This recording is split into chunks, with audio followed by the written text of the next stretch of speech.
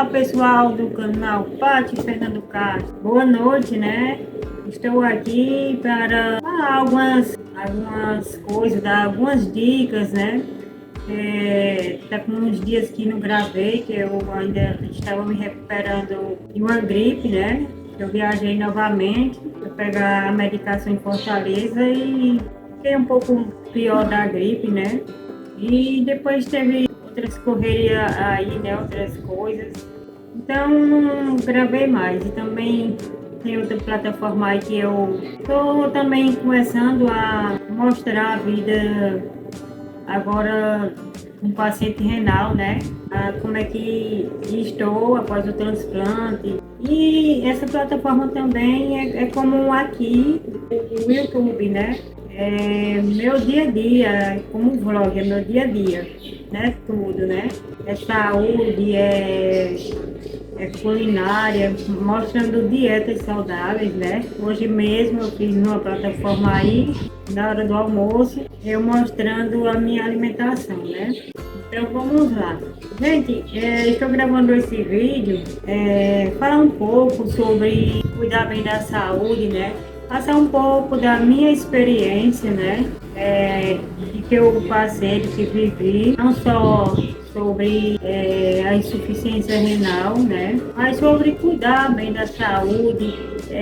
Inclusive, o nosso corpo precisa de líquido, de água, né? Muita gente diz assim, às vezes quando eu já falei, dando conselho, né? Amigos, amigas, diz, oxe, eu bebo bastante líquido, eu bebo muito refrigerante, muita cajuína, não está errado. Em primeiro lugar, tem que o mais ideal, eu acho, a água, né? A água sendo bem tratada não tem nada melhor. Em segundo lugar, o suco, porque tem nutrientes, tem vitamina C, né?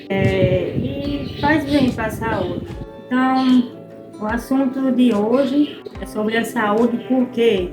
Porque que me trouxe, né, e me motivou desde manhã eu estou com esse pensamento de falar aqui, né, sobre o que está acontecendo com um apresentador aí, né, Fausto Silva, né, o Faustão, era um apresentador da Band, né, fez ver o estado crítico que ele se encontra, né, é uma coisa assim que eu falo para vocês, o problema dele insuficiência cardíaca, né? E vocês já viram aí nas notícias que já acarretou outros problemas nos órgãos. Um deles, o primeiro foi o rim. Então isso mexeu muito assim com o que eu passei, sabe? Ele já está na hemodiálise. Então, é assim, quando eu sei, seja a pessoa conhecida ou não conhecida, ou então só de TV, assim, que eu não conheço pessoalmente, mas é uma coisa que não tem como não lembrar tudo que vivi, tudo que passei e lutei, né? O que está acontecendo agora com o apresentador sendo mais grave, porque é o coração, né? Então eu quero dizer, gente, que assim, eu não sei, é claro que é um apresentador, ninguém sabe a vida dele, a vida íntima, a vida pessoal, né? Eu nunca soube que ele tinha problema cardíaco, né? E para mim foi assim uma surpresa, assim, triste, né? Eu fiquei muito triste depois dessas notícias que saem aí, a gente em tudo que abre, né? Internet é notícia. Então, infelizmente, isso dói em mim, né? Porque eu imagino o sofrimento da família e imagino a luta dele pela vida, né? Então, o que acontece? Eu não sei como foi isso, né? Eu particularmente, né? Nunca soube que ele tinha problema cardiovascular. Eu nunca ouvi falar, não. Então, eu cresci desde criança, de menina, vendo o programa dele, ele sempre fazendo a gente rir, né? Tanto o povo do auditório como a gente em casa, sempre gostei. O que eu mais gostava no domingo era assistir um pouco de Silvio Santos, né? Aqueles negócios roda-roda, o dinheiro da fortuna, as pegadinhas, mas também eu gostava muito de também assistir o Faustão, né? Era o principal. Eu criança, né? Era o principal. Que eu gostava era ver aquelas pegadinhas, né? Tem as pegadinhas na rua, tem as pegadinhas também de subir numa ponte, né? Você chegar até lá, você ganhava um prêmio. E sempre teve a dança dos famosos, né? Então sempre eu gostei do programa dele. E lamento muito, né, esse momento que ele está passando, a família, né? Assim, é algo que só o que a gente pode fazer é orar, né? Como ele pediu no último vídeo aí, que ele não estava entubado. Quem gostar de mim, eu peço oração. Se eu não me engano, foi assim. Eu não sei direito, é porque a notícia é várias, né? Então, aparece de uma forma, aparece de outra. Mas eu lembro que ele disse que pediu oração, né? E eu, desde já, me comoveu muito esse caso dele. E já ele está nas minhas orações, não só ele, mas como todos que passam por algum problema de saúde assim grave, principalmente que é um órgão, faleceu de um órgão, que precisa ser transplantado, né? Porque quando chega esse ponto, gente, aí não é mais nas mãos dos médicos, mas o maior médico, né? O médico dos médicos é Deus. Ele está nas mãos de Deus, como eu estive, né? Porque eu fui decretada como falência de acesso, né? Vários laudos, uns 2 ou 3 cardiologistas que não podiam mais fazer nada por mim e que eu me lançasse nas mãos de Deus, né? Foi uma das últimas palavras que eu ouvi, um dos maiores vasculares aqui de Juazeiro, que ele sempre fazia tudo por mim, né? O último acesso que eu tinha era um acesso transopático. Então, no consultório dele, essa consulta que eu fui com minha mãe, assim, quando ele falou aquilo, sabe? Porque foi muitas vezes ele tentando fazer algo para mim sobreviver à espera do transplante. Então, quando ele falou aquilo, que para mim era assim, primeiramente Deus, claro, na minha vida, e ele como um anjo enviado por Deus, porque eu pedi muito a Deus, um vascular, que assim, fosse tocar do coração dele e o que ele pudesse fazer por mim, ele fizesse. Então Deus enviou, né? Deus enviou. E aí eu sempre agradecendo, sempre em gratidão e agradecendo a Deus aquela pessoa maravilhosa, tanto como um amigo, como um profissional, né? A pessoa de Deus, e sempre ele bota Deus acima. Toda a cirurgia que eu fiz com ele, sempre ele dizia, vai dar certo, tenha fé em Deus. Mas quando eu fui com minha mãe no consultório e falou isso, né? Ele disse, se lance nas mãos de Deus, porque você está com o último dos acessos, acesso transopático, né? Que foi a equipe dele que colocou. E quase não dava certo, quase que eu não sobrevivi.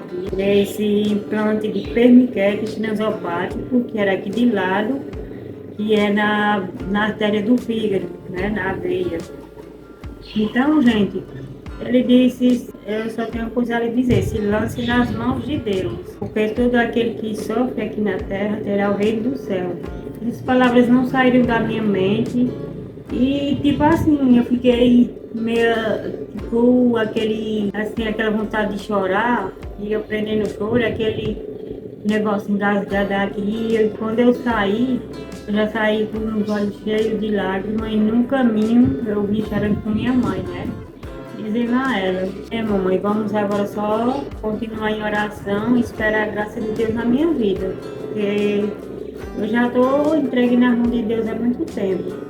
Então aí começou a correria, né? É que foi caso de Ministério Público, né? Ministério da Saúde, para poder apressar, né? Eu entrei na fila com prioridade, que o caso do Faustão, né?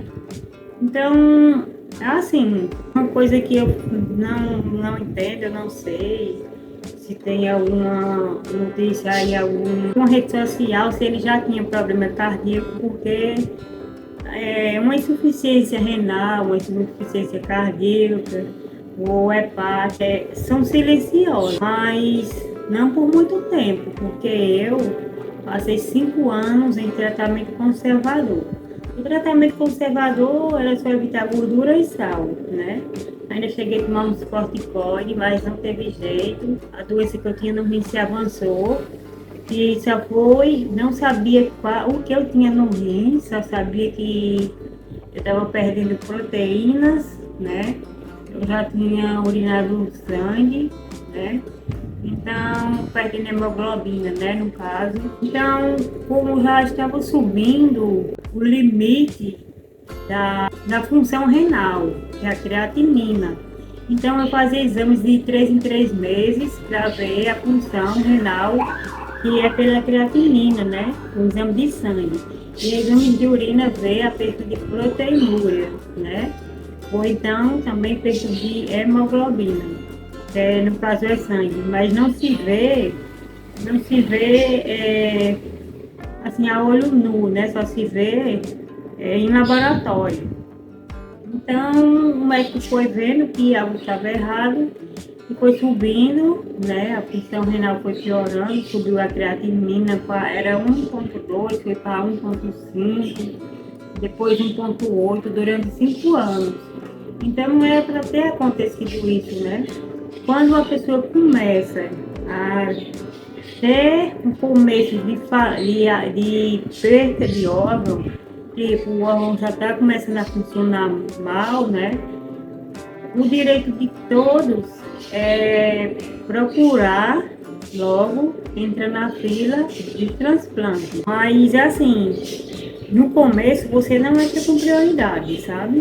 Como eu demorei, e meu caso foi bastante grave, porque faltou acessos venosos para acesso de hemodiálise, né? Porque vocês sabem que tem fotos aí, eu em máquina de hemodiálise, botava um cateter aqui que ainda tem marca, outra hora era perniquete, perdi por fungos, perdi por infecções, fez fístula, infeccionou, quase perdi o braço. Tem também vídeo aí que mostra meu braço muito inchado, né? E eu botei para mostrar para as pessoas verem tudo que eu estava passando, né? Já nessa outra rede social que eu estou fazendo, mostrando a minha vida pós-transplante, não mostra a minha caminhada, né? Na hemodiálise. Aqui o canal do YouTube Pátio Fernando Castro, ele tem mais toda a história, né, passo a passo, só não tem quando recebi a notícia do Rio. Porque eu comecei com o canal, ia fazer 2 anos que eu já estava na hemodiálise. Eu ainda não era casada, né? Então, eu comecei a fazer vídeos aqui no YouTube, eu acho que está com 2 a 3 anos, por aí, e ainda também não estava grave meu estado, né? Eu estava no começo, ainda tinha veia e tudo. Então foi piorando, e quando eu sempre dizia, não, Deus vai me curar, eu ia para adoração, era em oração direta, adoração ao Santíssimo, e dizia, Deus vai me curar. Eu sonhava que Deus me curava e eu ficava emocionada. E esse sonho que eu sonhava, a emoção que eu sentia é hoje. A emoção hoje, porque muitas vezes Deus, né, ele não aparece para nos dizer qual o desejo dele, qual o melhor que ele quer para nós, porque muitas vezes a gente espera a cura vir assim, você está no momento de oração, numa intimidade com Deus, e a cura vir, né, assim, de repente, né? Como no tempo que Jesus andava entre as pessoas, que veio a mulher com 12 anos de hemorragia, veio, tocou na orla dele, né? E foi curada. Nem o médico conseguia descobrir aquele problema de hemorragia há 12 anos. E ela foi curada ali, né? Quando tocou só na orla, né, que é a veste de Jesus, e ali teve muitas curas, né, leprosos, ele botava a mão e ali saía enxergando, outros deficientes que não andavam, saíam andando, mas assim, o Deus de ontem é o mesmo de hoje e sempre há de ser o mesmo. E os milagres há mais de 2000 anos atrás que ele fazia em pessoa, né? E por meio das pessoas, ele faz hoje. Mas muitas vezes a gente não quer entender que ele quer realizar o milagre de outra forma. É por isso que a gente tem que ler a palavra de Deus. E na palavra de Deus diz que a gente tem que pedir ao Espírito Santo o dom do discernimento, o dom da sabedoria, como Salomão pediu a Deus, né? Porque eu só dizia que ia ficar curada e sonhava sempre eu curada e prostrada, com aquela emoção muito grande, chorando muito. E o que eu senti no sonho, eu senti quando eu fui transplantada.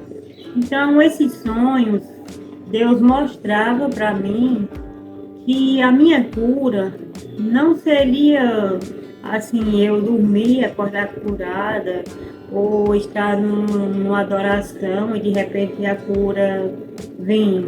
Claro que acontece muitas curas em momentos de orações, né? Em momentos de adorações, aqueles padres que fazem momentos de oração de cura, acontece sim, porque não é o padre, né? É o Espírito Santo sobre ele, né? Que nem, não sei se é João e Paulo, os dois apóstolos que andavam, né?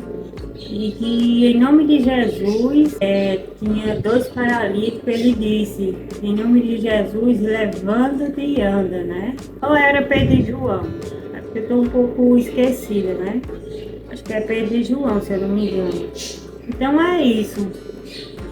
Muitas vezes Deus quer realizar um milagre na nossa vida através de sonhos, discernimentos, a gente tem que ter discernimento. E eu não estava entendendo, então chegou o momento que eu caí na real, quando o vascular falou, e quando os próprios médicos da clínica, depois de muito tempo, 2 anos na máquina, eles dizendo que eu podia ser restaurado o rins, e eu sempre com a fé dizia, eu creio, e muitas pessoas diziam, vai atrás do transplante, porque muitas vezes a máquina, ela fazendo a função de teu rins vai ficando preguiçoso e ele pode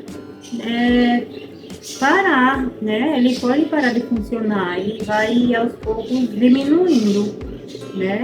Um exemplo que vocês sabem, alguém já viu, quando você perde o movimento de um membro, por exemplo, de um braço, né?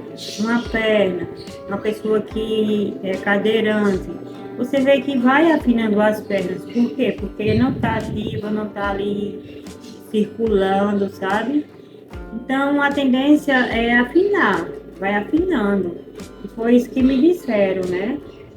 Até mesmo quando eu fiz a fístula e tirei a prótese do braço, me disseram que eu tinha que fazer devagarzinho, fisioterapia em casa mesmo, para o braço não atrofiar. Porque se não está trabalhando o membro, a tendência é ele paralisar. Da mesma forma é o nosso órgão, o rim. Se a máquina estava fazendo o trabalho por ele, quando me ligavam na máquina, o rins ele não funcionava. Era a máquina que estava fazendo a função dele. Então a tendência foi essa, gente. O rins foi diminuindo e aí eu fui abrindo os olhos. E confesso que foi uma tristeza muito grande para mim. A cada vez que eu sabia que meu estado estava se agravando e decidi pedir os papéis na clínica para entrar no transplante. Eu não queria, mas Deus me deu discernimento quando eu assistia palestras e tudo, que Deus ia me curar. Mas tem várias formas que Deus pode te curar, né? Então, Deus te abençoe, uma boa noite e fiquem com Deus. E não esqueçam de rezar aí pelo nosso irmão e todos que estão aí na feira do transplante, estão enfrentando problemas, enfermidades graves, tá? Rezamos um pelos outros e sejamos ombros amigos um para os outros, como diz a palavra de Deus. A gente é suporte um para os outros, tá? Então, como sempre, eu termino com fiquem com Deus e beijo da paz, uma boa noite.